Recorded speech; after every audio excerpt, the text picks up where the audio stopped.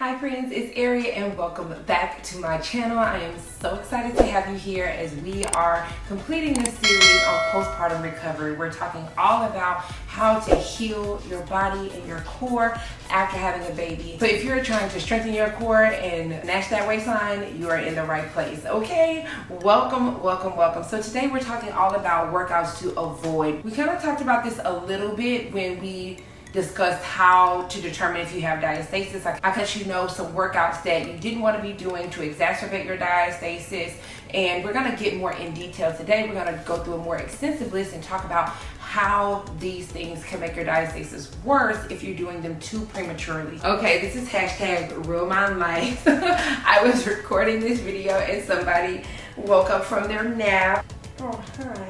We're talking about workouts that we should be avoiding not to worsen our diastasis. Let's start with the list. Number one is crunches. We do not want to be doing crunches because that is putting too much stress on those transverse abdominis muscles.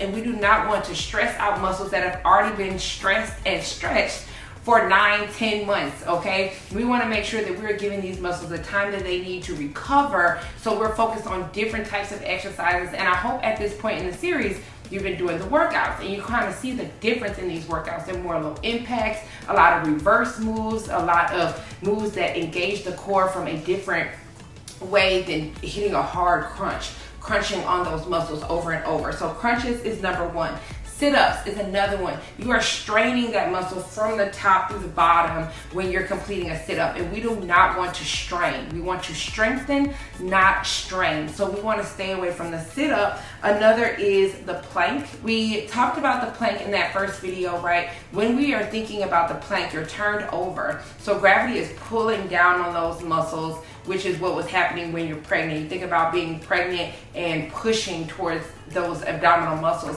If you're watching this and you're not pregnant or you haven't had a baby and you're just here to strengthen your core, planks are awesome. Planks are really, really great. I love planks, but if you're experiencing diastasis, you want to stay away from them until you heal it and recover it, because you do not want to worsen it simply because now your internal body organs are pushing down on those, still weak muscles, and gravity is also supporting that pull, not supporting pushing them back together or working towards them being back together.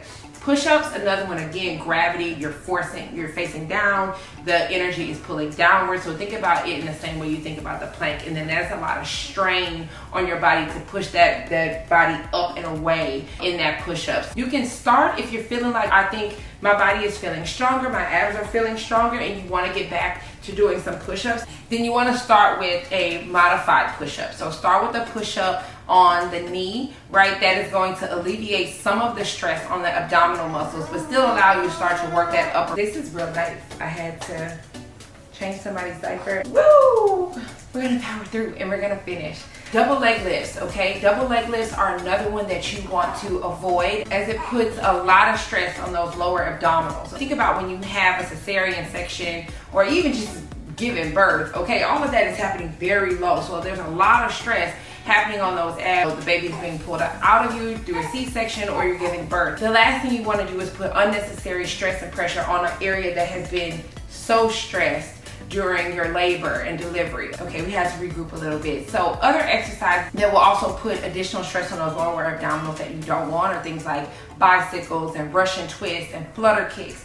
All of these things are going to do just like those double leg lifts and put way too much stress and pressure on the lower abs, especially post C-section or post delivery, and we don't want to do that. We do not want to make our diastasis worse. We do not want to make our postpartum recovery worse. We do not want to slow down the process that's already long and deserves to be taken time with care. So you want to definitely take your time with that. I hope this was helpful for you to know what to avoid, and then as we go through the series, you're focused on exercises that are going to support that recovery, support the shrinking of that waistline, and support that tummy, support the strengthening of the core and the abdominal muscles. That is what we're here to do. We are not here to make the situation worse. We're here to make it better. Excited to continue on this series with you all. Make sure that y'all like this video, leave any comments about it that you have or questions, and then make sure you subscribe to the channel and click that notifications button so you stay tuned all series long. Love y'all. See you in the next one.